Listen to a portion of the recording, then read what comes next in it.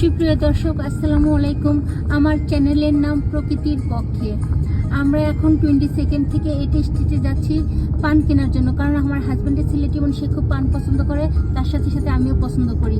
এই যে আমরা চলার পথে অনেকগুলো গাড়ি দেখতে পাচ্ছি, আমরা কিন্তু গাড়িকে অনুসরণ করতেছি। আমার সামনের গাড়ির লাইট যখন যে থেমে গেল এই মুহূর্তে, আমিও কিন্তু গাড়ি থামাই দিলাম। আবার সামনের গাড়ি যখন চলা শুরু করবে আমিও চলবো।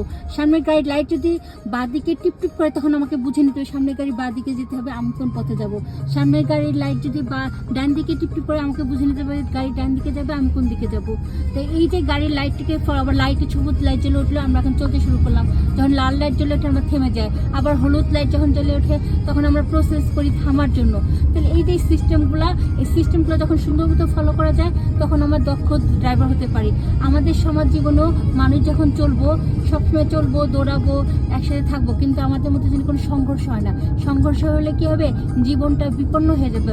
আমরা বিপন্ন জীবন চাই না, আমরা চাই জীবনটা সুন্দর হোক। আর এই জন্য আমি বলবো, you should follow the nature. When you does not follow the nature, nature will be force to follow the nature.